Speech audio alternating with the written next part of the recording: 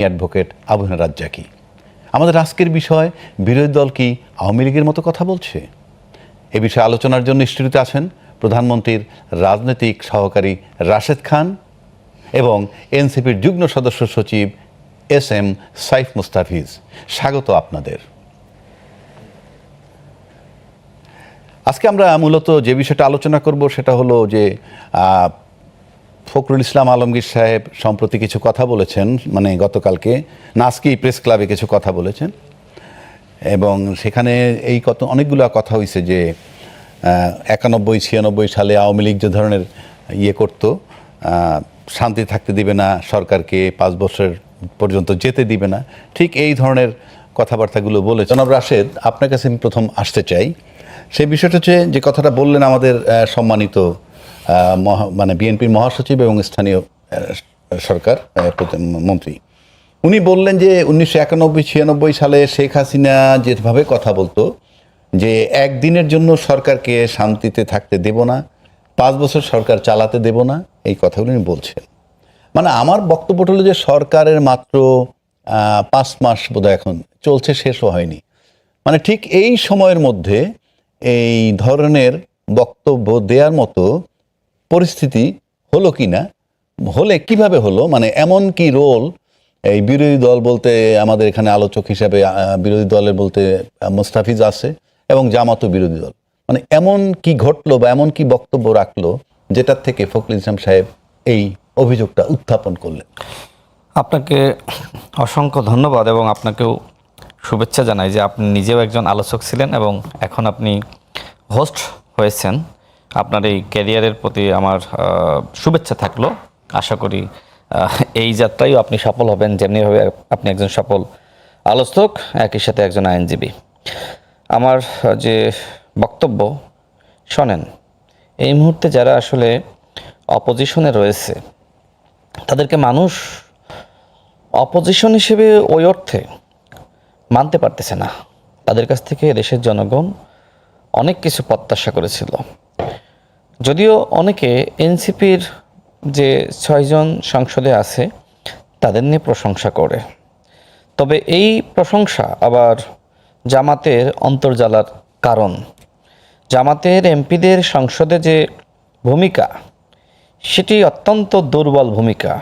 আমি মনে করি জাতীয় পার্টির এমপিরা যেভাবে ভূমিকা রাখতে পারতেন, জামাতের এমপিরা তার থেকেও দুর্বলভাবে নিজেদেরকে তুলে ধরছে, যে কারণে জামাতকে দেশের মানুষ বিরোধী দল হিসেবে মনে করতে পারছে না। দেখেন, আরেকটি বিষয় হলো যে জামাতের আমির তিনি কিন্তু সংসদে বলেছেন যে আমরা সংসদে যে আলোচনা করব, সংসদের আলোচনা আর বাইরের আলোচনা আমাদের ভিন্ন রকম হতে হবে। বাইরে আমরা অনেক কথা বলবো, কিন্তু সেটা আবার সংসদে আলোচনা করব না। নিশ্চয়ই আমাদের মাননীয় মন্ত্রী জনাব মির্জা ফখরুল ইসলাম আলমগীর সাহেব সেটাই বললেন যে আপনারা সংসদে আসেন, আমরা আলোচনা করি, কথা বলি। কিন্তু সংসদে আপনি মিষ্টি ভাষায় কথা বলবেন, আপনি এরকম একটা ভান করবেন যে আপনি মনে হয় মাছ উল্টিয়েও খাইতে পারেন না। আচ্ছা, আমি মাঝখানে একটা প্রশ্ন করি। আপনি বলছেন মানে জামাত, পার্টিকুলার জামাতের কথা বলেন, বিরোধী দল হিসাবে তাদেরকে মানুষ গ্রহণ করতেছে না, এটা একটা কথা বলছেন। আরেকটা বললেন জাতীয় পার্টির চেয়েও তাদের অবস্থা খারাপ, মানে জাতীয় পার্টি যেভাবে ছিল।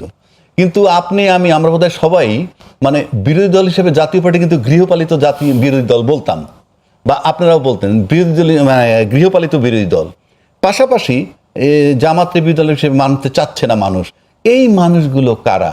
কারণ আমরা যদি সাধারণ দেশের জনগণকে ধরি, তাহলে এই জনগণের ভিতরে কোন মানুষগুলো তাদেরকে অ্যাকসেপ্ট করছে? কারণ বিএনপির লোক আছে, আওয়ামী লীগের লোক আছে, জাতীয় পার্টির লোক আছে, এনসিপির লোক আছে, জামাতের লোক আছে।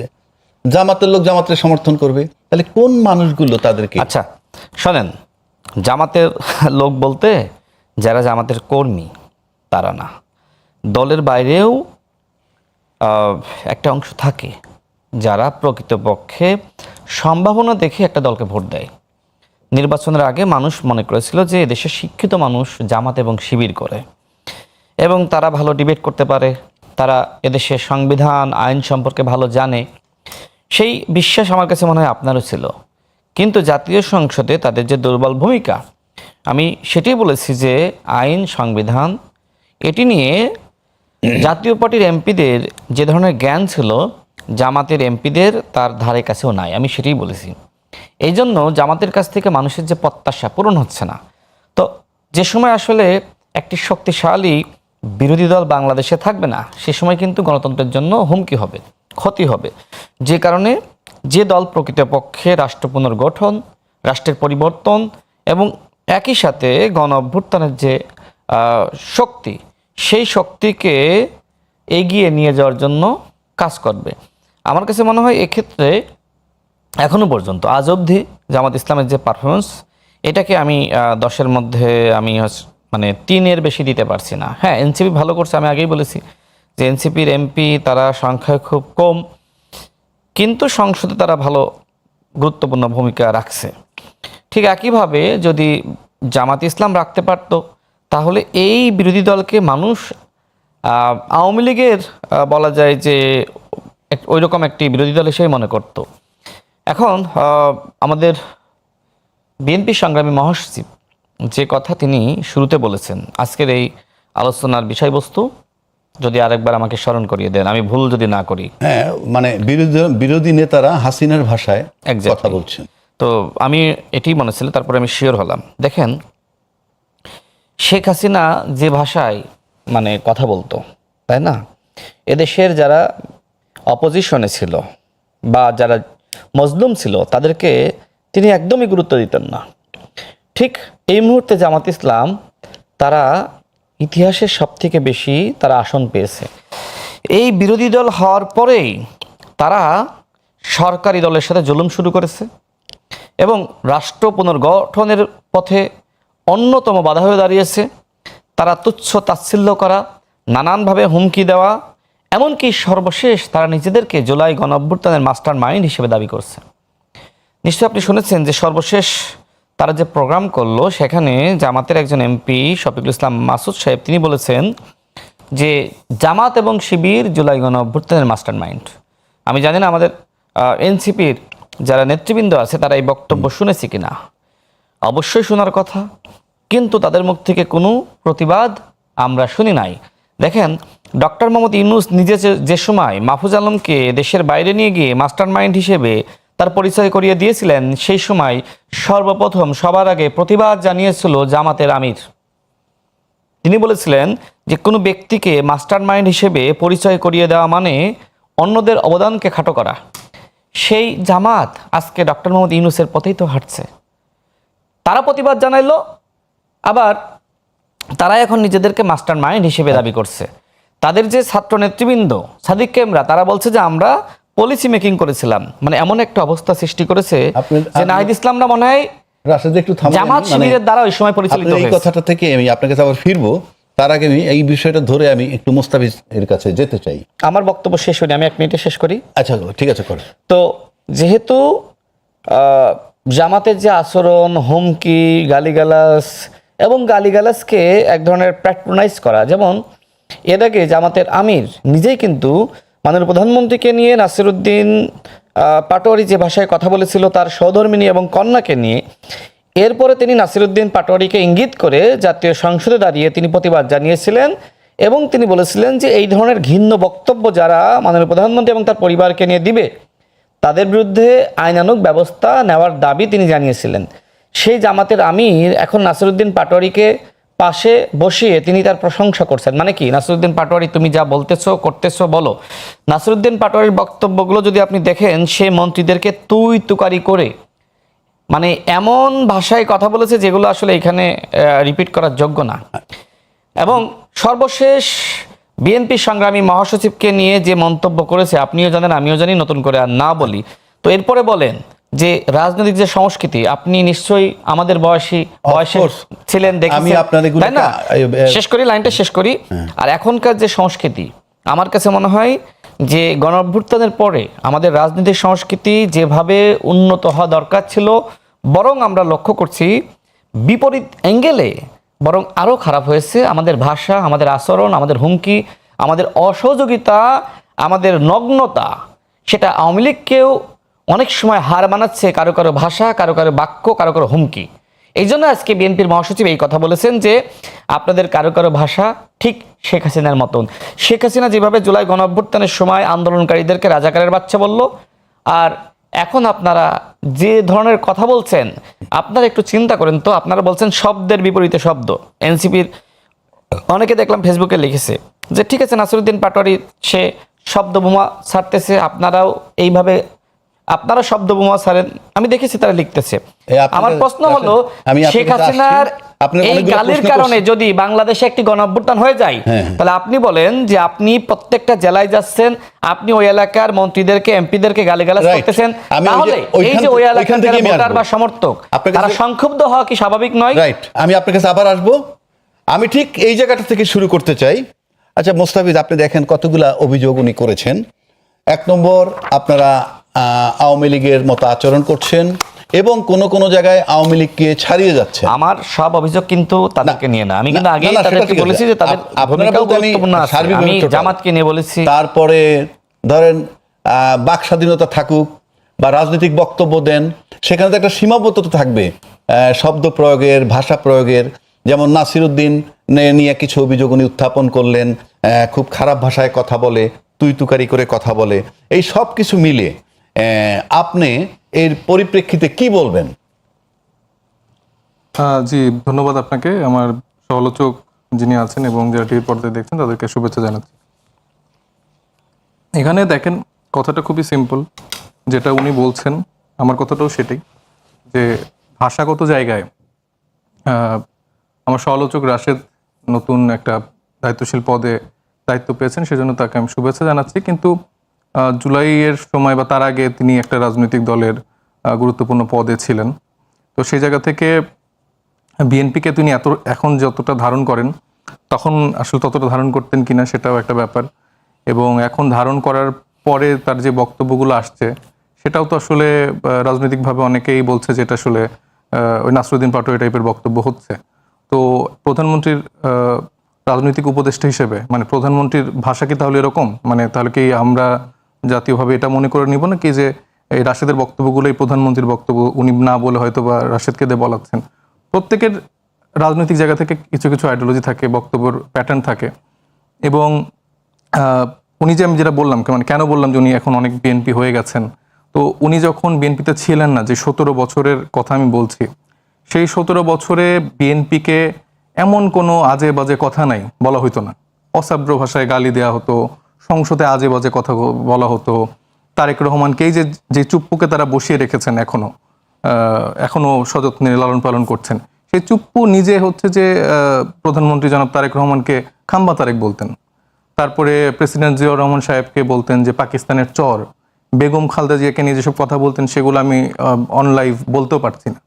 এবং আওয়ামী লীগের যেসব নেতা কর্মীরা ছিল, ওই যে টাকলা মুরাদ একটা এমপি ছিলেন না, তথ্য প্রতিমন্ত্রী সম্ভবত, তো এরা এত আজে বাজে কথাবার্তা বলতেন। তখন আমার এই যে সমালোচক রাশেদদের মনের যে আগুন, মনের যে রাগ, বা ছাত্রদলের ভাইদের যে এখন যে শরীরের ভেতরকার আগুন, সেটা তখন কই ছিল? মানে এখন যে তাদের এত রাগ, মানে একদম মেরে ফেলবে, কেটে ফেলবে, কাউকে একদম মানে ঘোষণা দিয়ে দিচ্ছে যে তোমাদেরকে, নাসিরকে ছাড়া আসো, দেখি আমি তোমাদের প্রোটেকশন দিয়ে দেখবো, বা হামলা করা যায়, এগুলো একজনের চোখ তুলে ফেললো। মানে আলিফ নামের যে ছেলেটা, তাকে চোখটা অন্ধ করে ফেললো। তাদের যুক্তি একটাই, যে এই যে এরকম রাজনৈতিক বক্তব্য, এরকম কথাই বলছে, আমার মাননীয় প্রধানমন্ত্রী তারেক রহমানকে নিয়ে এরকম কথা বলছে, আমি তো সহ্য করতে পারছি না, আমি এখন আপনাদের চোখ অন্ধ করে দিতে হবে। আপনারা হয় থামেন, নাইলে চোখ অন্ধ হবেন, আপনারা মরবেন, এর বেশি তো আসলে সুযোগ নাই। তো আমার কথা, 17 বছর ধরে তাহলে আপনাদের এই ক্ষমতাটা কই ছিল? আপনাদের ওয়ার্ডে ওয়ার্ডে এত নেতা কর্মী, এই যে এখনকার এই যে এত রাশেদ, যারা নতুন করে বিএনপিতে একদম সক্রিয়, কঠোর, প্রভাবশালী নেতা হয়ে উঠছেন, আপনাদের এই আগুনগুলা কই ছিল 17 বছরে? 17 বছরে আমরা দেখি নাই যে একটা আওয়ামী লীগের কোনো নেতাকে ফুলের টক আপনারা দিতে পারছেন। পলায় পলায় থাকতেন আপনারা, এই বিভিন্ন চরে, বিভিন্ন বনে বাজারে পলায় পলায় থাকতেন, মানবেতর জীবনযাপন করতেন যারা তৃণমূলের। আর যারা হনু টাইপের নেতা, তারা তো বিদেশ, কেউ লন্ডন, কেউ শিলং, কেউ অমুক তমুক দেশে তো নিজেদের সেফটি সিকিউরিটি ইনশিওর করে ছেলে মেয়েকে পড়াশোনা করার ব্যবস্থা করে দিয়ে সেটা তারা মেনটেন করতো। কিন্তু এই যে তাদের এই যে এখন নতুন করে গজায় ওঠা যেসব নেতারা হইছে, এবং তারা যে বারবার রাজনৈতিক শিষ্টাচার শিখাচ্ছে, তাদের সেই সময়কার ওই জায়গাটা কই ছিল? এখন নতুন নতুন ক্ষমতা এসে খুব মানে ক্ষমতার এখন গরম হয়ে গেছে, 6 মাসের মধ্যে এখন সব খুব মানে গরম দেখাচ্ছে। এই গরমের রাজনীতি যদি করতে চায়, মানে আমার সমস্যাটা কোথায় দেখে দেন, আমি বলছি যে এই যে সারা দেশে ভুতুরে বিদ্যুৎ বিল আসছে।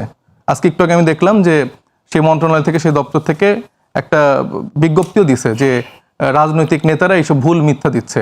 আপনি যে এই যারা টিভিতে দেখছে, আপনি কমেন্ট সেকশনগুলো একটু বললেন যে আসলে আপনারা পাচ্ছেন কিনা। আমরা মাঠে তো জরিপ করতে যাচ্ছি, সেখানে তো দেখতে পাচ্ছি যে প্রত্যেকটা জায়গায় এরকম ভুতুরে বিল আসছে। গ্যাস নাই, গ্যাসের তীব্র সংকট, বাসা বাড়িতে রান্না বান্না হচ্ছে না। এগুলো তো বাংলাদেশের মানুষ ফেস করতেছে। মানে গ্যাসের যারা সিলিন্ডার গ্যাসের গাড়িতে চলাচল করছে, তারা মানে গ্যাস ভরতে পারছে না। তেলের দাম বেড়ে গেছে। তারপরে আপনার এখন নতুন করে যে এই সংকটটা তৈরি করা হচ্ছে, এটা নিয়ে একটা সিন্ডিকেট করে দেখা যাবে যে গ্যাসের দাম বাড়ায় ফেলতেছে।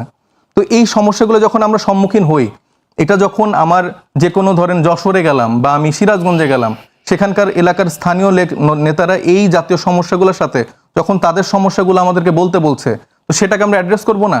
আমি হয়তো সুন্দর করে সাবলীল ভদ্র ভাষায় কথা বলছি, আরেকটা নেতা তো ধরেন তার মতো করে বলবে, চাঁদাবাজকে চাঁদাবাজ বলবে, চোরকে চোর বলবে, গডফাদারকে গডফাদার বলবে। এটা যখন বলে তখন তাদের গাজালাপ না, আমি বলি তখন ধরেন এই মুহূর্তে পার্লামেন্ট নাই, আবার পার্লামেন্ট বসবে। এই যে পার্লামেন্ট নাই আবার পার্লামেন্ট বসবে, এর মাঝখানের যে সময়টা, এই সময়টা যেমন ধরেন এই যে গ্যাসের বিল বাড়ছে বা বিদ্যুৎ বিল বাড়ানি যে আলোচনা, এগুলো যদি ভৌতিক বিল হয় কিংবা সরকার যদি গায়ের জোরে বাড়ায় থাকে, সেটা কি কোনো ফোরাম নাই আপনাদের আলোচনা করার? মানে বিদ্যুৎ মন্ত্রীর সাথে দেখা করে যে ভাই আপনি যে বিদ্যুৎ বিলটা বাড়াইলেন কোন লজিকে, কি যুক্তি? এই যে আমরা তো এবং এই সেই আলোচনাটা আমি বলছি মন্ত্রীর সাথে কি বসার সুযোগ নাই? মানে পার্লামেন্ট যখন বসবে তখন পার্লামেন্টে আলোচনা করলেন, কিন্তু পার্লামেন্টের বাইরে কি মন্ত্রীদের সাথে বসে সেটা আলোচনা করা যায় না? তারপরে বাইরে এসে প্রতিবেদন দিতে পারেন না যে আমরা গেছিলাম, উনি যৌক্তিক ব্যাখ্যা দিতে পারেন নাই, এবং সুতরাং আমরা এই জন্য আন্দোলন করি আপনি বিদ্যুৎ বিল কম। তারা তো সেই রকম কোনো রাস্তার খোলা রাখছে না। আপনি সংসদের বাইরে তারা এইরকম কোনো আলাপ আলোচনা করার জন্য তাদের ব্যক্তিগতভাবে কোনো সময় নেই। মানে এই আলোচনাগুলোর জন্য আমরা চেষ্টা করেও পারছি না। যখন আমরা দলীয় জায়গা থেকে বিবৃতি দিচ্ছি, ধরেন এটা তো ধরেন আমরা বিএনপিকে খারাপ চেয়ে বলতেছি না, একটা দলের থেকে যখন একটা প্রেস রিলিজ আসছে এই সমস্যা কেন্দ্রিক, সেটাকে অ্যাড্রেস করে তো তারা জিনিসটাকে দেখতে পারে। তখন উল্টা যদি আপনি সেই মন্ত্রণালয় থেকে বা সেই সেক্টর থেকে যখন পাল্টা আর একটা বিবৃতি দেয় যে এটা আসলে মিথ্যা প্রোপাগান্ডা, তাইলে আপনি কি বলবেন? মানে সেখানে কি আর কোনো আলোচনার জায়গা থাকে? যখন আপনার দেয়া বক্তব্য যেটা সাধারণ মানুষজন প্রতিনিয়ত ফেস করছে, সেটাকে আপনি বলছেন যে এটা একটা প্রোপাগান্ডা, একটা মিথ্যা ইনফরমেশন, তো সেটাখানে আপনি আলাপ আলোচনা কতদূর চালাবেন? আচ্ছা, এবং এই কথাগুলো যখন আপনি মানে জনগণের কথাগুলো আপনি বলছেন, কঠোর ভাষায় তো আপনার বলতে হবে, কারণ তাদের তো চামড়া আসলে এই 6-7 মাসে গন্ডারের চামড়া হয়ে গেছে। আপনার কঠোর ভাষায় বললেও তাদের আসলে গায়ে লাগছে না। গায়ে না লেগে উল্টা ধরেন নিজেদের মতো করে বিবৃতি দিচ্ছে, নিজেদের কোনো বার্তা দিচ্ছে। মিস্টার ফখরুল ইসলাম আলমগীর সাহেব বলছে যে না, এত কঠোর কেন বলবে, আমরা তো 17 বছর ক্ষমতার বাইরে ছিলাম, 6 মাসের মাথায় কেন আমাদেরকে নামাই দিতে চাইবে, আমাদেরকে আরো আদর যত্ন করে লালন পালন করে আরো 17 বছর আমাদেরকে ধারণ করেন। মোস্তাফিজ আপনার কাছে আমি আসবো, এখন আমি একটু আবার রাশেদ খানের কাছে আসছি। আপনি যেহেতু আপনাকে আমি খুব ব্যক্তিগতভাবে ভালো চিনি, টক শো করেছি, আপনি একটা উদ্যমী মানুষ এবং আপনি এখন প্রধানমন্ত্রীর খুব কাছের মানুষ। দুটো অভিযোগ মোস্তাফিজ বলতেছিলেন, কতগুলা বিষয়, 3টা বিষয় আমি উপস্থাপন করব, আপনি ধাপে ধাপে। আচ্ছা, আমার মনে হয় আমি তার কথাগুলো নোট করেছি, আমি বলি। তারপর আমি একটু বলে দিই, সুবিধা হবে। 17 বছর কোথায় ছিলেন, এর অর্থটা দাঁড়ায় যে পাওয়ারে যাওয়ার পর প্রশাসন পেলেই ক্ষমতাধর হয় কিনা। 2, নাসিরুদ্দিনের যে গালাগালির কথাটা বললো, এই নাসিরুদ্দিনের যদি গালাগালি হয়ে থাকে, কোনো আইনি বিধান আছে কিনা তার বিরুদ্ধে অ্যাকশন নেয়ার, যদি আইনি বিধান থাকে নেওয়া হচ্ছে না কেন। 3 নম্বর বলতেছি, বিদ্যুতের যে দাম বা দ্রব্যমূল্যের যে দাম, সে ব্যাপারে কনসার্ন যে মন্ত্রী বা তাদের সাথে দেখা করার সুযোগ পাচ্ছে না বলে সাইফ অভিযোগ করছে। আপনি যেহেতু প্রধানমন্ত্রীর খুব কাছের লোক, আপনার কাছে প্রস্তাব থাকবেই, আপনি উত্তর দিবেন এবং ওনারা যাতে দেখা করতে পারে সেই ব্যবস্থাটা করবেন। আচ্ছা শোনেন, আমি যতটুকু সাইফ মোস্তাফিজকে চিনি, তিনি কিন্তু বিএনপি পরিবারের একজন লোক, মানে তার বাবা পরিবার তারা বিএনপির রাজনীতির সাথে সম্পৃক্ত, এমনকি তার বাবা রুহুল কবির রিজভী সাহেবের সাথে রাজনীতি করতেন। এখন তিনি বিএনপি করতে চাননি, তিনি এখন এনসিপি করতেছেন। এখন তিনি প্রশ্ন তুলেছেন যে 17 বছর আসলে কোথায় ছিল, লুকিয়ে পালিয়ে লন্ডনে শ্রীলঙ্গে নানান কথাবার্তা বলেছে। আমার কথা, আপনি কোথায় ছিলেন? আপনি 2018 সালে আমাদের সাথে কোটা সংস্কার আন্দোলন করেছিলেন, তারপরে কিন্তু হাসিনার বিরুদ্ধে বাংলাদেশে যে আন্দোলন হয়েছে আপনাকে আমরা দেখি নাই। আপনি যদি আমাদের সাথে থাকতেন তাহলে আপনার মতন আপনাকে দেখে আরও 10 জন অনুপ্রাণিত হতো, তাই না? তখন কিন্তু সংখ্যাটা বাড়তো। আমি এই কথাগুলো বলতাম না, যেহেতু তিনি আমাকে দিয়ে শুরু করেছেন। সুতরাং সেটার কাউন্টার হিসেবে আমি তার কাছে প্রশ্ন করলাম যে 17 বছর আপনি কোথায় ছিলেন? আপনি যদি আমার প্রশ্নের আমি শেষ করি আমি না, যেটা বলেছি যে 17 বছরের আপনাদের এই হিটটা কই ছিল যখন আপনাদেরকে আমি সেই উত্তর দেব। আমি আপনার কথাগুলো, আপনি যদি 17 বছর বিএনপিতে ছিলেন না, আমি আপনার কথাগুলো প্রশ্নটা নোট বুঝে করেছি, উত্তর আপনাকে দিলে অনুরোধ আমার করব নোট করেন। হ্যাঁ, 17 বছর বিএনপি রাজপথে ছিল বলেই আন্দোলনের ধারাবাহিকতা বাংলাদেশে ছিল। দেখেন, অনেকে বিএনপির সংগ্রামী সিনিয়র যুগ্ম মহাসচিব রুহুল কবির রিজভী সাহেবকে নিয়ে অনেকে সমালোচনা করে যে তিনি মাত্র 10-15 জন কর্মী নিয়ে বিএনপির পল্টন কার্যালয়ের সামনে তিনি বসে আছেন শীতের মধ্যে চাদর মুড়ি দিয়ে। এটা একটা প্রতীকী মানুষকে সাহস জুগিয়েছে যে রুহুল কবির রিজভী সাহেব এইভাবে আছেন, আমরা কেন নাই। কিন্তু যারা নিজেদেরকে গণঅভ্যুত্থানের মাস্টার মাইন্ড হিসেবে দাবি করছে, তাদের কার্যালয়ে একটা তালা ঝুলছিল। এত মাস্টার মাইন্ড, এত সাহসী একজন তো যায় নাই, তাই না? তো সমালোচনা করলে তো অনেক কিছু করা যায়। ধান খেতে, পাট খেতে, ঘুমাতে হয়েছে। আপনি একদিন ঘুমাইছেন? কারণ আপনি প্রতিবাদটা করেন নাই। আপনি ঘরে বসে খাইছেন, গার্লফ্রেন্ডে ঘুরছেন, আনন্দ করছেন, ফুর্তি করছেন। আর ছাত্রদল যুবদলের ছেলেরা তারা কেউ গুম হয়েছে, খুন হয়েছে, নখ তুলে নিয়েছে। এই যে আপনার আমাদের রাকিব সাহেব গণঅভ্যুত্থানের সময় দেখেন নাই তার হাতে কিভাবে পুড়ে গেছে। সম্ভবত তিনি ওইখান থেকে সম্ভবত আমি এটা জানি না, বাট আপনি দেখেছেন যে পোড়া দাগ কি পরিমাণ তিনি আঘাতপ্রাপ্ত হয়েছেন, তাই না? এরপরে আপনার ছাত্রদলের আরেকজন নেতা আমান সাহেব, আমি তাকে দেখেছিলাম যে সময় তাকে আসলে সেই আপনার 28 অক্টোবরের পরে গ্রেপ্তার করে তার নখগুলো তুলে নিয়েছিল। আমি নিজে সেই কাঁচা নখে হাত দিয়েছিলাম জামিনের পরে। তো অসংখ্য মানুষ সেই ইলিয়াস আলী সাহেবকে গুম করেছে, কত মানুষকে গুম করেছে, আয়না ঘরে রেখেছে, তাই না?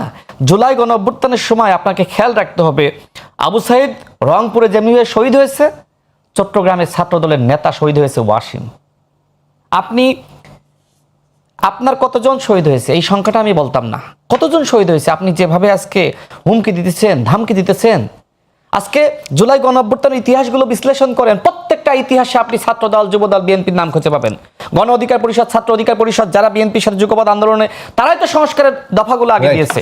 আমাকে শেষ করতে দিন প্লিজ, তার কথাগুলো আমি উত্তর দিই, তারপর আপনি প্রশ্ন করেন। না, আমার সিকোয়েন্স নষ্ট হবে, আমার সিকোয়েন্স নষ্ট হবে, আমার কথা শেষ করি, আমার সিকোয়েন্স নষ্ট হবে। আমি শেষ করার পরে আপনি দয়া করে প্রশ্ন করব। হ্যাঁ, আমি সিকোয়েন্সটা শেষ করি না, আমার সিকোয়েন্স নষ্ট হবে। আমার কথা হলো, কাউকে কটাক্ষ করতে নেই। গণঅভ্যুত্থানে আপনারও ভূমিকা আছে, আমারও আছে, তাই না? সবাই তো গণঅভ্যুত্থানের শক্তি।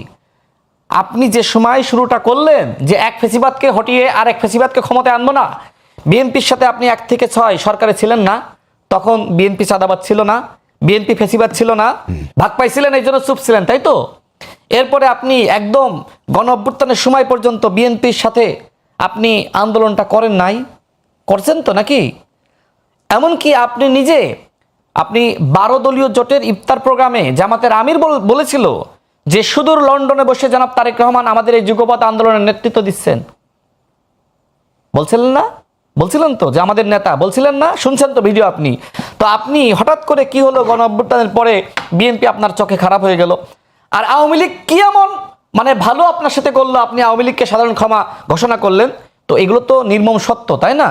আচ্ছা, তিনি আজকে যে কথাগুলো বলছেন আমাকে নিয়ে, যে আপনি ওই সময় বিএনপিকে কতটা ধারণ করেছেন, এখন কেন এতটা ধারণ করছেন? আমি বিএনপি করে ধারণ করব। আপনি যেভাবে এনসিপি করেন, এনসিপিকে ধারণ করেন, তাই না? আপনি তো আপনার পরিবার যে দল করে সেই দলে আপনি যান নাই। সুতরাং আপনি যে দল করতেছেন, ধারণ করতেছেন, আমি যে দল করতেছি আমাকেও ধারণ করতে হচ্ছে। আর জামাতের আমির নিজেই তো জাসদ ছাত্রলীগের নেতা ছিল।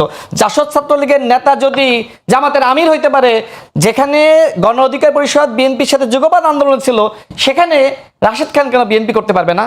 নুরুল হক, নূর হাসান আল মামুন সহ তাদের শীর্ষ নেতৃবৃন্দের সাথে আলোচনার ভিত্তিতে আমি বিএনপিতে যোগদান করেছি। আমি তো কোনো অপরাধ করি নাই। কিন্তু আপনাদের সাথে যে সকল নেতারা গণ অধিকার পরিষদ, ছাত্র অধিকার পরিষদ একসময় করতো, শুধুমাত্র লোভের কারণে যে আপনাদের সাথে গেলে থানা থেকে চাঁদাবাজদেরকে সারিয়ে আনা যাবে, কমিশন পাওয়া যাবে, বন্দরের উপদেষ্টা হওয়া যাবে, বিভিন্ন মিনিস্ট্রির ছাত্র উপদেষ্টা হওয়া যাবে, তাই না? ওই যে এপিএস এর কেলেঙ্কারি করা যাবে, মালপানি কামানো যাবে, তাই না? তো এই ধান্দার জন্য তো আপনাদের সাথে গিয়েছিল। কি নতুন বন্দোবস্ত? আপনি সাহেব মুস্তাফিজ নিজেই জামাতের একজন, শেষ করতে হবে এটা, আপনি সাহেব মুস্তাফিজ নিজেই জামাতের একজন কট্টর সমালোচক। এই লাইনটা 1 মিনিট শেষ করুন, এইটা তো শেষ করতে হবে। 1 মিনিট টাইম দেন, ওই সময় আমি কিন্তু সময় পাচ্ছি না। আপনি সাহেব মুস্তাফিজ নিজেই জামাতের একজন কট্টর সমালোচক ছিলেন, কিন্তু পরবর্তীতে জামাতের কাছ থেকে আসন ভাগ পেয়ে আপনি তো জামাতের হয়ে ইলেকশন করেছেন। এইটাই কি নতুন বন্দোবস্ত? জামাত যেখানে সারা বাংলাদেশে বন্দোবস্তের রাজনীতি করে, আর আপনাদের রাজনীতি ছিল নতুন বন্দোবস্ত। জামাতের সাথে গেলে নাকি আপনাদের পাপ হবে, জামাতের নেতৃত্বকে মানুষ গ্রহণ করবে না। কি এমন হলো, কি জাদু করলো যে আপনারা জামাতের নেতৃত্ব গ্রহণ করলেন ভাই? আচ্ছা আমি বলি, আমি নোট করছি, আমি অ্যাড্রেস করি আগে। আমি আপনাকে যেটা বলি, অ্যাড্রেস করে যেটা বাদ যে আপনি বলেন না, মানে আমি ওর নোটগুলো মানে ওনার ঠিক আছে জবাব দিবেন। আচ্ছা আপনি জবাবটা দিবেন, তার আগে আমি একটা প্রশ্ন করে রাখি যে এই যে কথাটাগুলো বললো, আপনার জন্য আন্দোলন বিএনপিও করেছে, আপনারাও করেছেন, এবং আইডিওলজিগতভাবে যদি দেখি তাহলে তো আপনারা মাঠে আন্দোলন করছেন আওয়ামী লীগের বিরুদ্ধে, তারাও করছে আওয়ামী লীগের বিরুদ্ধে। সেই হিসেবে আপনাদের ভিতরে যে বন্ধুত্বটা হওয়ার কথা ছিল, অর্থাৎ বিএনপি এবং এনসিপির সাথে যে বন্ধুত্বটা হওয়ার কথা ছিল, সেই বন্ধুত্বটা আমরা দেখতে পাচ্ছি না কেন? এখন আপনি এর উত্তর দিবেন, তার সাথে রাশেদের বক্তব্য যদি কিছু বলার থাকে বলেন। কারণ হচ্ছে ওই যে জুলাইয়ের যে আকাঙ্ক্ষা, যে পরিবর্তনগুলা ফ্যাসিবাদ কাঠামোর জন্য দরকার ছিল, সেটা আমরা সেই জায়গাটা স্টিক আছি, তারা নাই। তারা ওই আগের সিস্টেমটাই ফিরে আনতে চায়, ওইটার মধ্যেই পাওয়ারটা এনজয় করতে চায়, স্ট্রাকচারটা এনজয় করতে চায়। এটা হচ্ছে মূল দূরত্বর জায়গাটা। দেখেন, আমার সমালোচক রাশেদ খান, উনি হচ্ছেন মানে উনি প্রধানমন্ত্রীর রাজনৈতিক উপদেষ্টা হিসেবে ওনার আইকিউ লেভেলটা আসলে কতটুকু আসলে এটা আসলে জনগণ বিবেচনা করবেন। কারণ আমার প্রথমার্ধে আমি আসলে কি কথা বলেছি, কি প্রশ্নের জায়গাটা রেখেছি, উনি কি বুঝেছেন আমি আসলে বুঝলাম না। এখানে কিন্তু আমি একবারও বলিনি যে 17 বছর ধরে বিএনপির কোনো ত্যাগ তিতিক্ষা রাজনৈতিক কোনো জায়গা নেই, এটা কিন্তু আমি বলিনি। আমি বলেছিলাম সেটা যেটা প্রেক্ষিতে রাজনৈতিক ভাষা, নাসরুদ্দিন পাট, আপনি আমাকে প্রশ্ন করেছেন যে নাসরুদ্দিনদের পাটকুয়ারের ভাষা বা এটার জন্য আসলে এই যে এখন যে হামলা মামলা হচ্ছে বা এই যে আমাদের আলিফের চোখ উঠে গেল, এটা কি ঠিক হচ্ছে কিনা? ওনাদের যুক্তি এটা যে এই রাজনৈতিক বক্তব্যের কারণে। আমার কথাটা এটাই ছিল যে আপনারা এখন এই রাজনৈতিক সমালোচনাগুলো নিতে পারছেন না, আপনারা শরীরের গরম দেখিয়ে প্রতিপক্ষকে হামলা করছেন, ভিন্ন মতকে দমন করছেন। ঠিক 17 বছরে আপনাদের এই শরীরের গরম, এই রাগ, এই এগ্রেশনটা কোথায় ছিল যখন আপনাদের বিএনপির রাজনৈতিক দলকে নিয়ে, প্রধানমন্ত্রীকে, বর্তমান প্রধানমন্ত্রী তারেক রহমানকে নিয়ে, বেগম খালেদা জিয়া, শহীদ প্রেসিডেন্ট জিয়াউর রহমান, ওনাদেরকে নিয়ে এত আজে বাজে নোংরা আঘাত করা হতো, তখন এই মানে আপনাদের এগ্রেশনটা কই ছিল? সেটার জবাবে উনার ব্যাখ্যাটা শুনলে বোঝা যাবে আসলে প্রধানমন্ত্রী পেশ মানে রাজনৈতিক উপদেষ্টার বলতে চেয়েছিলাম। তারপরে পরবর্তীতে উনি ইতিহাস নিয়ে অনেক কথা বলছেন। দেখেন, রাজনৈতিক ইতিহাস এগুলা আজকে একটা মির্জা ফখরুল ইসলাম আলমগীরের আপনি একটা প্রথম আলোতে সাক্ষাৎকার দেখবেন, সেখানে অনেক ব্যাখ্যাই উনি দিয়ে ফেলেছেন যেটা নিয়ে ওনারা এতদিন ধরে বড়াই করতেন। প্রথমেই মানে শুরুতেই প্রথম অর্ধেই দেখা গেছে যে রাজনৈতিক দলগুলোর মধ্যে যে ওই যে সেনাপ্রধানের বাসায় যে যাওয়া, সেনা দপ্তরে যে যাওয়া, সেটা মির্জা ফখরুল ইসলাম আলমগীর কিন্তু তখন চলে গিয়েছিলেন। একটা পাওয়ার নেগোসিয়েশনের জায়গায় কিন্তু ছাত্রদেরকেও ডাকা হয়েছিল। এখানে উনি স্টেটমেন্ট দিয়েছিলেন, উনি প্রথম আলোতে আজকে স্টেটমেন্টও দিয়েছেন, ছাত্ররা সেখানে আসেনি। ছাত্ররা এই পাওয়ারের অংশীদার ভাগাভাগি করছেন। ছাত্ররা জাতীয় সরকার গঠনের কথা বলেছিল, কিন্তু বিএনপি সেখানেও না করে দিয়ে এসেছিল যে জাতীয় সরকার গঠন করা হবে না, এবং ইন্টিম গভর্নমেন্টের ফরম্যাট, কারা কারা থাকবে, সেখানে কারা কারা কি হবে, সেটার একটা জাতীয় দলিল উনি আজকে তার এই যে সাক্ষাৎকার সেখানে উনি দিয়ে ফেলেছেন। তো এই জায়গা থেকে এতদিন তারা দাবি করতো যে ছাত্ররা সব লোক বসাইছে, ইন্টিম গভর্নমেন্ট বসাইছে, কেন জাতীয় সরকার করলো না, কেন চুপ্পুর কাছে শপথ নিল, এই সব কিছুর কেনর উত্তর বিএনপি যে ডে ওয়ান থেকে বাংলাদেশের মানুষের সাথে প্রতারণা করছে, এটা আজকে মির্জা ফখরুল ইসলাম আলমগীরের সাক্ষাৎকারের উত্তরে পেয়ে যাবেন। এবং অভ্যুত্থানে কার কি অবদান, এইগুলা নিয়ে যদি এখন রাশেদ খান আলাপ আলোচনা করতে যায়, তাহলে আমরা অনেক পুরানো আলোচনা করতে পারি। এই 18-19-এর যেসব কোটা সংস্কার, তারপরে আমাদের যেই রোড সেফটির যে মুভমেন্ট, এগুলাতে তাদের ভূমিকাও কিন্তু অনেক প্রশ্নবিদ্ধ। অনেক অভিযোগ আছে টাকা খেয়ে হচ্ছে যে তারা আমাদের সাথে বিট্রে করছে, তাদের সাথে আমরা অনেকে ছিলাম না কেন, এরকম অনেকগুলো এলিগেশন ছিল। গণ অধিকার পরিষদটা ভেঙে টুকরো টুকরো হয়ে যাওয়া বা তাদের সাথে একটা কোয়ালিটি ফোর্স না থাকার রিজন কিন্তু এটা যে তারা অলওয়েজ এই পাওয়ারের সাথে নেগোসিয়েশন করছে, তারা অমুকের টাকা খাইছে, তারা তমুকের সাথে নেগোসিয়েশন করছে। এবং এই যে জুলাই গণঅভ্যুত্থানে রাশেদ খান তার একটা কোনো ডকুমেন্ট দেখার যে সে আছে, এখানে তার দলের যে প্রধান ছিলেন নুরুল হক নূর, তিনি নিজে হচ্ছে স্টেটমেন্ট দিছেন যে এই রাশেদ হচ্ছে যে এখানে জুলাই গণঅভ্যুত্থানে কোথাও ছিলেন না। তারপর তাদের আরেকজন, তাদের ছাত্র অধিকার পরিষদের আরেকজন ছিলেন জাবের মাহমুদ, উনি বলেছেন যে তার সাথে মানে নুরুল হক নূর গ্রেফতার হওয়ার পরে তার সাথে কোনো রকম যোগাযোগ করা যেত না, 22 তারিখের পরে বহুবার কল করেও তাকে পাওয়া যায়নি।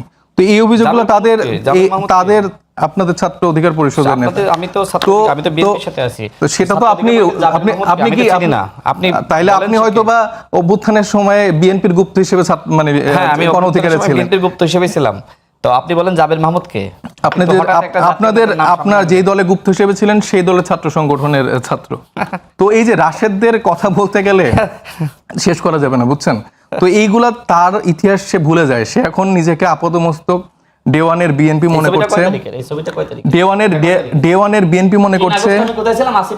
3 আগস্ট আপনি নামবেন, 3 তারিখে তো সবাই নামছে। আপনার যে শোনেন, 3 তারিখে আপনি সবাই আসিফ নামছে। মাহমুদকে জিজ্ঞেস করবেন যে প্রথম এক দফা ঘোষণা দেওয়ার জন্য আসিফ মাহমুদকে আমি প্রস্তাব দিয়েছি। হ্যাঁ, আপনি আপনার জাতিসংঘের সাথে যে সম্পর্ক তৈরি হয় আপনার সময় আমি পাঠিয়েছিলাম। আপনি আমাকে একটু আগে শিষ্টাচার আপনি আমার অবদান সম্পর্কে জানতে গেলে বললে আপনি পাগল হয়ে যাবেন।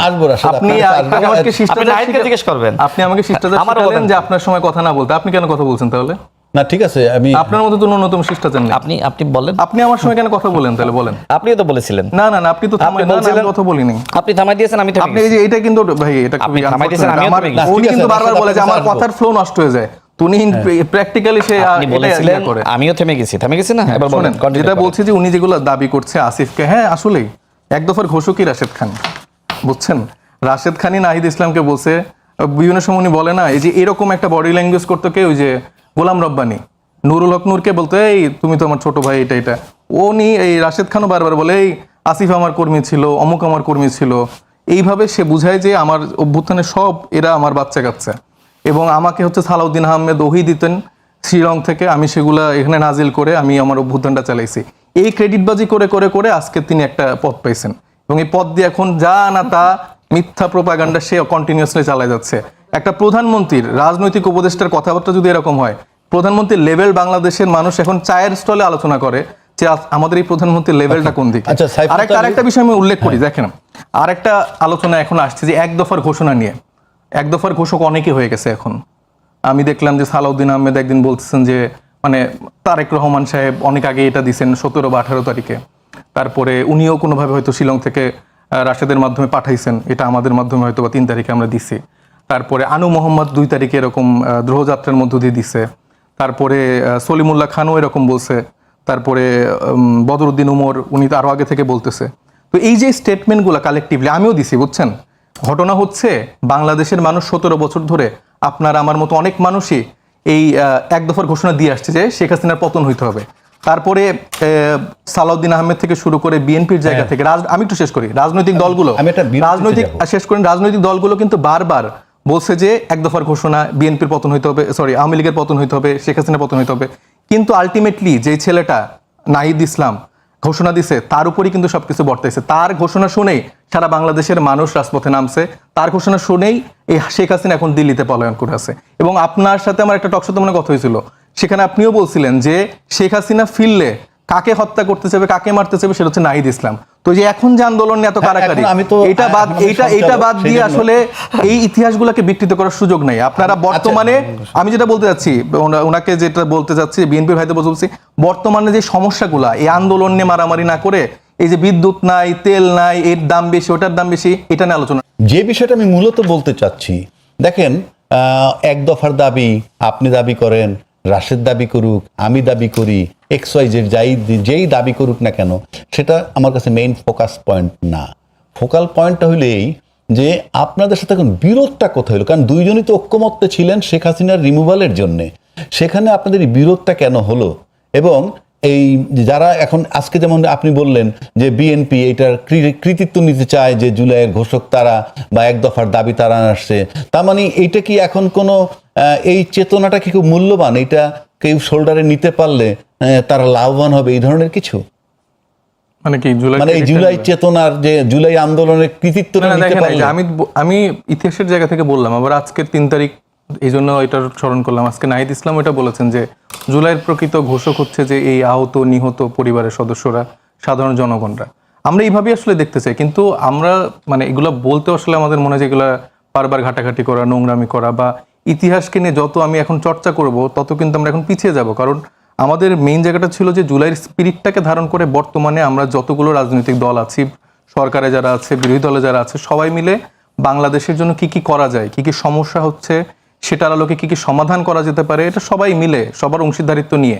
তো তো সেটা না করে তো আমরা আসলে দেখতে পাচ্ছি যে ঠিক আগের ফরম্যাটে একটা হরিলুটের একটা আয়োজন মানে শুরু হয়ে গেছে। আপনি যদি মনে করে থাকেন সেখানে আপনি দেখবেন যে আমাদের যে মীর শাহ আলমের ব্যাপারে কতগুলো রিপোর্ট আসলো, যেই নিউজগুলো থেকে রিপোর্ট হলো সেখানে চ্যানেলগুলো থেকে সেই নিউজ বট অ্যাটাক করে বিভিন্ন হুমকি ধামকিতে নামিয়ে দেওয়া হলো। আমার তাদের সেসব চ্যানেলের দায়িত্বশীল যারা ছিল তাদের সাথে আমি নিজে ব্যক্তিগতভাবে ফোন করে বলেছি। একটা চ্যানেল বলেছে তাদেরকে এমন জায়গা থেকে ফোন দিয়েছে, ফোনে বলা হয়েছে যে আমরা এই ব্যাপারটা মনে রাখবো, তারপর তারা সরাতে বাধ্য হয়েছে। তার পরবর্তীতে আরেকটা চ্যানেলে, সেই চ্যানেলটার নাম উল্লেখ করে চ্যানেল 1, সেখানে এরকম অনেকগুলো রিপোর্ট হয়েছে, সেখানে বট অ্যাটাক করে নামিয়ে দিয়ে ফেলা হয়েছে। এবং সেই ইনফরমেশনগুলো যে মিথ্যা হয়, সরকার থেকে তাহলে সঠিক ইনফরমেশনগুলো দিয়ে আমাদের কাছে জনগণের কাছে দিক। সেই ইনফরমেশনগুলো তো মিথ্যা না, সেখানে তো তাদের দলীয় যেই লোকজন আছে তাদেরকে টেন্ডার দেওয়া হচ্ছে। মীর শাহ আলমের নিজের ছেলের যে নামে যে এখন কোম্পানি, সেই কোম্পানিতে 70% কাজ সেটা বগুড়া কেন্দ্রিক করে দেওয়া হচ্ছে। এবং এই লোকটাকে নিয়ে তার দল একটা মানে কোনো রকম মানে কিছু স্টেপ নেয়নি এখন পর্যন্ত। এবং সে দেখা যাচ্ছে যে বারবার বসে বসে নিজেদের মতো করে বারবার বগুড়া কেন্দ্রিক কথা বলছে, যে বগুড়াতে এটা হলে ভাই কি সমস্যা রে ভাই, কি সমস্যা রে, এরকম অনেক কথাবার্তা বলছে। এবং রাশেদ আরেকটা কথা বললো যে পারিবারিক একটা ব্যাপার। হ্যাঁ ঠিক আছে, আমার পরিবারের জায়গা থেকে, আমার পরিবারের জায়গা তারা বিএনপি ধারণ করতো। এবং আমি ছোট থেকে বড় হয়ে আমি দেখেছি যে বিএনপি আসলে রাজনৈতিকভাবে কখনো এরকম করে সফল হতে পারেনি। এবং আমার বিএনপির সাথে যুক্ত না হওয়ার রিজন এইটাই, তাদের আদর্শিক জায়গায় আমি ধারণ করি না। আমার জায়গা থেকে আমি মনে করেছি যে আমি নতুন একটা আইডিওলজি, যেটা এনসিপি তরুণদের নিয়ে যে রাজনীতিটা করতে চেয়েছে, নতুন রাজনৈতিক বন্দোবস্ত যে চিন্তা করেছে, সেটার সাথে আমি অ্যালাইন করি। এবং রাশেদ সারাদিন যে জামাতকে নিয়ে এত কথাবার্তা বলে, দায়িত্বশীল শিবিরের প্রেসিডেন্ট আমাকে একজন আরেকদিন বললেন যে তিনি শিবিরের সদস্য ছিলেন। তো এই যে এই সখ্যতা প্রেমগুলো, আমাদের এরকম কোনো ব্যাকগ্রাউন্ড নেই যে আমি ছাত্র দল বা অন্য কোনো রাজনৈতিক দলের সাথে যুক্ত ছিলাম। আচ্ছা, আমি আবার আপনার কাছে আসবো, তার আগে আমি রাশেদের কাছে যাচ্ছি। যে আচ্ছা, রাশেদ খান কয়েকটা কথা বলছেন আপনার আলোচনা এর আগের পর্বে। আপনি বলছেন রাকিবের উপরে নির্যাতন হয়েছে, ইলিয়াস হোসেন গুম হয়েছে, ইভেন আমাদের স্বরাষ্ট্রমন্ত্রী যিনি তিনিও গুম ছিলেন। আচ্ছা, মানে সেই দৃষ্টিকোণ থেকে যদি বলি, যখন সুযোগ আসলো পার্লামেন্ট অধ্যাদেশগুলো পাশ করার, সবার আগে তো অগ্রাধিকার দেওয়া উচিত ছিল এই গুম অধ্যাদেশটাকে। আচ্ছা সেটা আপনারা কেন আমি দিলেন না? শুরু করি। শোনেন, এটা তো উনি ভুক্তভোগী যে কথা দিয়ে আমাদের সাহেব মুস্তাফিজ যেটি বললেন, এই প্রশ্ন আমরা যে উত্তরটা সময় দিয়ে না। 2018 সালে কোটা সংস্কার আন্দোলন করেছি, আমরা যারা নেতৃত্বের জায়গায় ছিলাম, ইত্তেফাক পত্রিকা নিউজ করেছিল যে কোটা সংস্কার আন্দোলনের 4 শীর্ষ নেতা শিবিরের রাজনীতির সাথে সম্পৃক্ত। এরপরে সেখানে যে ধরনের কথাবার্তাগুলো লেখা হয়েছিল যে 13 সালে আমাকে বা ফারুক, নুরুল হক নূর, হাসান আল মামুন আমাদেরকে আসলে হল থেকে বের করে দিয়েছে, নানান কথাবার্তা। তো যখন এই ধরনের বক্তব্য আসলো ইত্তেফাকে, তখন কিন্তু আমরা সবাই প্রতিবাদ জানিয়েছিলাম। এবং ইত্তেফাক পরবর্তীতে দুঃখ প্রকাশ করে এবং তাদের সেই সংবাদ তারা প্রত্যাহার করে। পরের দিন আবার সেই দুঃখ প্রকাশ তারা প্রিন্টেও দেয়, তাই না? তো ওই বিষয়গুলো ওই সময় সমাধান হয়ে গেছে। এমনকি আমি একটানা 15 দিন রিমান্ডের নির্যাতনের শিকার হয়েছি। ওই সময় শেখ হাসিনার সময়ও কি এটা প্রমাণ দেখাতে পেরেছে? পারে নাই। সুতরাং এখন ওইগুলো বলে আমাকে ঘায়েল করা, শেখ হাসিনাকে তো মাদার বলে তো আমরা দেখেছি। হ্যাঁ, মাদার বহু ফাদার বলা হয়েছে। আপনি বলছেন না, বহু মাদার ফাদার বলা হয়েছে। আমি শেষ করি, বলতেন কেন? আমি শেষ করি। আপনি আমাকে তো অ্যালাউ করেন, আপনি তো আমাকে করছেন। আমি শেষ করি, সেটাই তো। আপনি মাদার কেন বলতেন? আমি শেষ করি, এটা বলেন, একটু উত্তর। হ্যাঁ, আমি মাদার কেন বলেছি বলবো তো। আমাকে আরেকটা মজার তথ্য আছে, সবাই আপনার সহকর্মীরা বলে যে রাশেদ হচ্ছে মিডিয়া দেখলে সবার আগে চলে যায়, পুলিশ দেখলে সবার পিছনে ভাগে। মুস্তাফিজ, আপনি বললেন, শুনেন, শেষ করুন। আমি আপনাকে আগেই বলেছিলাম যে সাহেব মুস্তাফিজ তিনি মন্ত্রীদের নামটা এমনভাবে তিনি উচ্চারণ করেন, মনে হয় যে তার ভাই হয়, ছোট ভাই, এমনভাবে বলেন। আমি তাকে একটা পরামর্শ দিব যে আপনি যে সময় টকশোতে আসবেন, সমালোচনা করেন, আপত্তি নাই, কিন্তু মানুষের সাথে কথা বলতে গেলে একটু ফর্মাল ল্যাঙ্গুয়েজটা ব্যবহার করবেন। এটা আমার পরামর্শ, আপনি চিন্তা করবেন। কারণ আপনি আমি আন্তরিকভাবে স্বরাষ্ট্রমন্ত্রী জনাব সালাউদ্দিন আহমেদকে আপনি প্রধানমন্ত্রী রাজনৈতিক উপদেষ্টা রাশেদ খান, আমি আন্তরিকভাবে দুঃখিত আপনার নাম ধরে বলার জন্য। আপনি মির্জা ফখরুল ইসলাম আলমগীর সাহেবকে আপনি মানে তার নামটা ধরে উচ্চারণ করেন, এইগুলো ঠিক না। আমি আপনার কাছে ফর্মালি ওনার কাছে দুঃখ প্রকাশ করছি। আপনি অবশ্যই টকশোতে আমি এখন ফর্মাল ল্যাঙ্গুয়েজে মানুষের নাম বলবেন। উপদেষ্টা আপনি আমাকে না, এটা সবার ক্ষেত্রে। আপনি যদি এইটা না শেখেন, আপনি কি রাজনীতি করবেন? আপনি বলেন নতুন বন্দোবস্তের রাজনীতি, এটা কি আপনার নতুন বন্দোবস্তের রাজনীতি? স্বরাষ্ট্রমন্ত্রী জনাব সালাউদ্দিন আহমেদকে আপনি সালাউদ্দিন বলবেন, এটা কি আপনার নতুন বন্দোবস্তের রাজনীতি? শেষ করে আমার বক্তব্য শেষ করি। জুলাইয়ের স্পিরিট কি এইটা যে থানা থেকে চাঁদাবাজদেরকে হান্নান মাসুদ এমপি সাহেব তিনি সারিয়ে আনবেন? জুলাইয়ের স্পিরিট কি এইটা যে আওয়ামী লীগের বাসায় আওয়ামী লীগের এমপির বাসায় গিয়ে সমন্বয়ক পরিচয় চাঁদাবাজি করবে, এখনো কেউ কেউ জেলে আছে যারা নাহিদের খুব ঘনিষ্ঠ ছিল। আচ্ছা, জুলাইয়ের স্পিড কি এইটা যে আসিফ মাহমুদের বিরুদ্ধে এত এত অভিযোগ? জুলাইয়ের স্পিড কি এইটা যে আসিফ মাহমুদের এপিএস দুর্নীতি করবে? জুলাইয়ের স্পিড এইটা যে বাংলাদেশের সরকারের ছাত্র উপদেষ্টা থেকে কাউকে না জানিয়ে বেসরকারি সফরে আপনি দুবাই চলে যাবেন? দুবাই কেন গিয়েছিলেন? কি রাখতে গিয়েছিলেন? জুলাইয়ের স্পিড কি এইটা? শেষ করি। জুলাইয়ের স্পিড কি এইটা যে আপনি তদবির বাণিজ্য করবেন? জুলাইয়ের স্পিড কি এইটা যে আপনি এনসিটিভি কেলেঙ্কারির সাথে জড়াবেন? জুলাইয়ের স্পিড কি এইটা যে আপনি ডিসি নিয়োগের কেলেঙ্কারির সাথে জড়াবেন? এরকম কত কত কেলেঙ্কারি আছে ভাই। এই 18 মাসের কেলেঙ্কারি বলতে গেলে আমি তার কথাই বলতে পারবো না।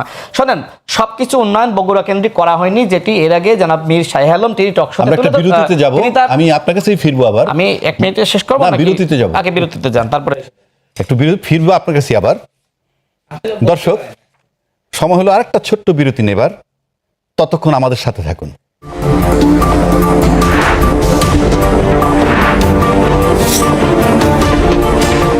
দর্শক, বিরতির পর ফিরে এলাম, সরাসরি চলে যাচ্ছি রাশেদ খানের কাছে। রাশেদ খান বলেন। আচ্ছা, জুলাইয়ের স্পিড কি এইটা যে জামাতের নেতৃত্বকে দেশের মানুষ গ্রহণ করবে না? এরপরে এই কথা বলার পরে জামাতের নেতৃত্বকে গ্রহণ করলো নাহিদ ইসলাম। জুলাইয়ের স্পিড কি এইটা যে নাসিরউদ্দিন পাটোয়ারি বলল জামাত স্বাধীনতা, সার্বভৌমত্ব এবং মানচিত্রের জন্য হুমকি, জামাত সংস্কার চায় না, জামাত ভণ্ডামি করছে, জামাতের সাথে ইসলাম যায় না। এত কথা বলার পরে আবার জামাতের কলে গিয়ে বসা, এটা কি জুলাইয়ের স্পিড? জুলাইয়ের স্পিড কি এইটা? হাসনাত আব্দুল্লাহ বলল জামাত কি ইসলামিক দল? এখন সে জামাতের শিশু হয়েছে। জুলাইয়ের স্পিড কি এইটা? আপনি সাইফ মুস্তাফিজ বললেন জামাতের সাথে যাবেন না, আপনারা জামাতের বিরুদ্ধে বিদ্রোহ ঘোষণা করলেন, এরপরে জামাতের কাছ থেকে আপনি আসন নিয়ে নিলেন। তা জুলাইয়ের স্পিড তো এইটা না। জুলাইয়ের স্পিড কি এইটা? আপনি বললেন যে রেকর্ডেড।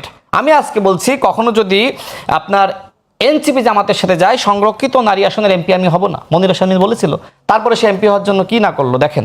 তো জুলাইয়ের স্পিড তো এইগুলো না যে আপনি নতুন বন্দোবস্তের রাজনীতি করছেন, তো নতুনটাই করেন। আপনি কেন জামাতের সাথে গেলেন? জামাত তো ভণ্ডবস্তের রাজনীতি করে। জুলাই স্পিড কেইটা যে জামাত ইসলাম বলল বিদেশিদের সাথে বৈঠক করে যে আমরা ক্ষমতায় গেলে কোথায় বলেছি শরিয়া আইন বাস্তবায়ন করবো, সংসদে এখন সারাদিন বলছে শরিয়া আইন চাই। তো কাদের সাথে আপনারা জোট করেছেন? জুলাইয়ের স্পিড তো এটা না। জুলাইয়ের স্পিড ছিল দেশের পুনর্গঠন, রাষ্ট্রের পরিবর্তন। আচ্ছা, আপনারা তো খুব ফেরেস্তা, তাই না? 18 মাসে খুব ফেরেস্তাগিরি করেছেন। মানুষ তো আপনাদেরকে ভোট দিয়ে ক্ষমতায় বসাবে। আপনারা বললেন না যে বিএনপি সংস্কার চায় না, বিএনপি এই মানতেছে না, সেই মানতেছে না। তারপরেও কেন মানুষ বিএনপিকে ভোট দিল? গণভোট নিয়ে, জুলাই জাতীয় সনদ নিয়ে বিএনপির অবস্থান সেই সময় যা ছিল এখনো তাই আছে। মানুষ কেন আপনাদেরকে ভোট দিল না? সেই প্রশ্নটা নিজের কাছে করেন। শোনেন, জামাতের সাথে যতদিন থাকবেন বড় হইতে পারবেন না। জামাতের সাথে থেকে জামাতের যে ভণ্ডামি সেটা শিখতেছেন, বরং পরিশীলিত রাজনীতি করেন। জি, কি প্রশ্ন করেন? ভোট দেয় নাই, ভোট বিএনপি কে দিয়েছে, কারেক্ট। কিন্তু আমি তো দেখতেছি, ধরেন এনসিপি একটা নতুন দল, মাত্র 1 বছরের মাথায় নির্বাচন করে তারাও তো 6টা আসন পাইছে এবং সংরক্ষিত আসন 2টা, 8টা। মানে বাংলাদেশের ইতিহাসে তো মানে এই 1 বছরের দলের কোন পার্টির এই 6টা আসন পাওয়া বিরল ঘটনা। এটা কি দেখেন, এটা কিভাবে হলো? তার সাথে তো আমি একমত। নাহিদ ইসলাম এক দফার ঘোষণা দিয়েছে, তবে 2 তারিখে 2 আগস্ট আনু মোহাম্মদ স্যারের নেতৃত্বে যে দ্রোহযাত্রা হয়েছিল সেটার ঐতিহাসিক গুরুত্ব আছে। কারণ ওই দিন আব্দুল কাদেররা যে প্রোগ্রাম ঘোষণা করেছিল সেই প্রোগ্রামটা বাস্তবায়িত হয়নি। তখন কিন্তু এই আনু মোহাম্মদ স্যারদের দ্রোহযাত্রায় লাখো মানুষ যুক্ত হয়েছিল। আপনি বাম বলে কাউকে ছোট করবেন, প্রগতিশীল বলে কাউকে খাটো করবেন, এটা হইতে পারে না। জুলাইয়ের সময় ডানের ভূমিকা আছে, বামের আছে, মধ্যপন্থী ভূমিকা আছে। জুলাইয়ের সময় সমস্ত রাজনৈতিক দলের ভূমিকা আছে, নাহিদ ইসলামদের ভূমিকা আছে। আমরা তো কেউ বলছি না যে নাহিদ ইসলামদের ভূমিকা নাই। আপনি আমাকে বললেন জুলাইয়ের সময় আপনি কোথায় ছিলেন, কই ছিলেন? আহনাব সাইদ খানকে জিজ্ঞেস করবেন রাশেদ খান কোথায় ছিল, আসিফ মাহমুদকে জিজ্ঞেস করবেন। শুনেন, জুলাইয়ের সময় সর্বপ্রথম জাতিসংঘের এইটা আমাকে শেষ করতে হবে। জুলাইয়ের সময় জাতিসংঘের সাথে কমিউনিকেশন নাহিদ ইসলামদের, সেটা আমি করে দিয়েছিলাম। ঠিক আছে, ধন্যবাদ। আপনার সুযোগ পেলে আবার আসবো। সাইফ, আপনি বলেন। সাইফ, আপনি বলেন। প্রথমে আমি আমার ক্ষমা চেয়ে আমি আমার রাশেদ খানকে কি বলে সচিব পদ, 2 মিনিট সচিব পদমর্যাদার প্রধানমন্ত্রী রাজনৈতিক উপদেষ্টা রাশেদ খান যে মিথ্যা প্রোপাগান্ডাগুলো আসলে নিয়মিতভাবে ছড়িয়ে যাচ্ছে, সেটা আসলে ওনাকে আমি বলবো যে একটু প্রমাণ সহ দিক। এই যে দুর্নীতি করার কথাগুলো বলেন, অমুক তমুক ছাত্র তাদের পিএস, এত অভিযোগ প্রমাণিত করে তাদের ব্যাপারে ব্যবস্থা নেন। এখন তো আপনারা সরকারের দায়িত্বশীল জায়গায় আছেন, আপনার প্রধানমন্ত্রীর খুব গুরুত্বপূর্ণ কাছের লোক, তার কথাগুলাই আপনি বলেন। তো সেই জায়গা থেকে আপনারা ব্যবস্থা নেন, এটা একটা। তারপরে যারা বলছেন যে যাদের সাথে জোট করছেন, দেখেন আমি এখনো স্ট্রেট ফরওয়ার্ড এখানে বলছি যে আমি চাই যে এনসিপি স্বতন্ত্র রাজনীতিটা আগাক। ইলেকটোরিয়াল জোটের জায়গাটাই সে সময়ে আমরা যে সিদ্ধান্ত আমাদের দল থেকে নেওয়া হয়েছে সেটাকে আমরা সাধুবাদ জানিয়েছি, এবং যেই দলের সাথে জোট করা হয়েছে তাদেরকে সে যেভাবে ব্যাখ্যা করছেন, এই জোটের এই দলের সাথেই তো তাদের দীর্ঘ 15-20 বছরের একটা সম্পর্ক ছিল। তাদের সাথে তারা ক্ষমতা একসাথে বসেছে, তাদেরকে মন্ত্রিত্ব দিয়েছে, রাজনৈতিক প্রাসঙ্গিক করার জায়গা থেকে প্রেসিডেন্ট জিয়াউর রহমান বা বিএনপির যে কত বড় একটা অবদান সেটা মনে হয় সেই ইতিহাস উনি জানেন না। তো এই দলকে নিয়ে যে তাদের এত অ্যালার্জি, তাহলে সেটাকে নিয়ে সবার আগে কোশ্চেন করা উচিত প্রেসিডেন্ট জিয়াউর রহমানকে নিয়ে, বেগম খালেদা জিয়াকে নিয়ে, তারেক রহমানকে নিয়ে, তারপরে নাহিদ ইসলাম বা এনসিপি কিনে আপনারা প্রশ্ন করেন। ইলেকটোরিয়াল জোটটা কি এবং কোন জোটের ফরম্যাটে কিভাবে আসে এটা মনে উনি জানেন না। তারপরে উনি আরো যে জায়গাগুলো বলছেন যে এই যে ইতিহাসের জায়গাটা বারবার ব্যাখ্যা করার চেষ্টা করছেন। আমি বারবার বলছি, দেখেন আজকে আমাদের টকশোর ভিতরে একটা মানে মেজর টাইম চলে গেছে আমরা এই নিয়ে ডিবেট করছি, মানে কাদা ছোড়াছড়ির কথাটা। কিন্তু এখানে কিন্তু আমি প্রথমেই শুরু করেছিলাম যে মানুষের গ্যাসের বিলের সমস্যা, এখানে বিদ্যুৎ নেই, মানুষের খাবারের কষ্ট। প্রধানমন্ত্রী তারেক রহমান 18 মাসে 1 কোটি কর্মসংস্থানের 6 মাসে একটা কর্মসংস্থানও হয়নি। যেটা হয়েছে তাদের দলের এই যে রাশেদ খানদের মতো যারা আছেন গুরুত্বপূর্ণ ব্যক্তি তাদেরকে হয়তো পদায়ন করা হয়েছে। তারপরে সালাউদ্দিন আহমেদ নিজের ছেলেকে বসিয়েছেন, এই রকম কিছু পদায়ন হয়েছে, কিন্তু যে সাধারণ মানুষকে তারা স্টেটমেন্টগুলো দিয়েছে সেই সমাধানগুলো কিছু হয়নি। আমরা বারবার এই বিতর্ক করতে চাই না ইতিহাসে কার কতটুকু অবদান। বাংলাদেশের সাধারণ মানুষ জানে যে তারা কার ডাকে রাজপথে নেমেছিল। 17 বছর ধরে তারেক রহমান অনেকবার এক দফার ঘোষণা দিয়েছেন, আনোয়ার মোহাম্মদরা অনেকবার এক দফার ঘোষণা দিয়েছেন, প্রত্যেককে আমরা সমীহ করি, সম্মান করি, কিন্তু প্রকৃত অর্থে যার ডাকে মানুষ সাড়া দিয়েছেন তারটাই আমরা কথা বলছি, তার জায়গাটাই আমরা বলছি। তো এই জায়গাগুলো যদি অস্বীকার করে, ইতিহাসকে বিকৃত করে, তারা নিজেদের বর্তমান পরিস্থিতির দায়গুলোকে এড়িয়ে যায়, বর্তমানে যে সংকটগুলো চলছে, সাধারণ মানুষগুলো বাজারে যে 1000 টাকা খরচ করে মানে দেখা যাচ্ছে যে 2-3 দিনের বাজারও যখন কিনতে পারছেন না, সেটা তারা আমলে নেয় না। তারা ভুলে যায় 17 বছর ধরে তারা কতটা কষ্টের সাথে, কতটা লড়াইয়ের সাথে তারা গিয়েছিল, এবং বাংলাদেশের মানুষকে যে স্বপ্ন তারা দেখেছিল 6 মাসের মধ্যেই তারা সেটাকে একদম ধুলণ্ঠিত করে ফেলেছে। গণভোটের যে গণরায়, সে বারবার বলছে যে বাংলাদেশের মানুষ যে তাদেরকে ম্যান্ডেট দিয়ে এনেছে, সেই জায়গায় যে প্রধান যে ম্যান্ডেটের জায়গাটা ছিল যে গণভোটের গণরায়, সেটাকে তারা উড়িয়ে দিয়েছে। তো এত প্রতারণার পরও রাশেদ খানরা যে এত এই কথাগুলোকে বারবার বলে যায়, সেটা আসলে বাংলাদেশের জন্য খুবই আনফরচুনেট। আপনার কাছে যাচ্ছি, আপনি একদম সংক্ষিপ্ত 30 সেকেন্ডের মধ্যে শেষ করবেন। সময় তো কোটি কোটি মানুষ রাজপথে ছিল, আপনারা তো 36 জুলাই পদযাত্রা করলেন। সেই কোটি কোটি মানুষ কেন আপনাদের আহ্বানে নেমে এসে বিএনপির পতন ঘটাইতেছে না? একবার কি মনের মধ্যে প্রশ্ন জাগে না? আমার কি বিএনপির পতন ঘটাইতে? আমার কথা স্পষ্ট, জুলাইয়ে আমি বলছি না নাহিদ ইসলামের ভূমিকা না, আমি তো আগেই বলেছি। কিন্তু আপনি যে আমার তারেক রহমান সাহেবকে নিয়ে মায়া হচ্ছে যে তার রাজনৈতিক উপদেষ্টার আইকিউ লেভেল একদম সবচেয়ে লো, হাতে সময় একেবারে জুলাই পদযাত্রা করে আমরা নাকি মানুষকে নামাইতে যাচ্ছি। আমরা শেষ করতে বাধ্য হচ্ছি। মানুষের অধিকার তারেক রহমান আপনি এই ব্যাপারটা আমি বলছি কাকে আপনি শুরু করে ধন্যবাদ বলছিল, এবং আমরা প্রত্যাশা করি দলদাস হয়ে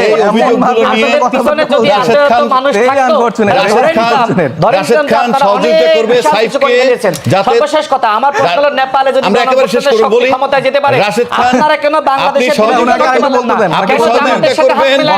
জামাতের বিরুদ্ধে আসতে বলছিলেন না?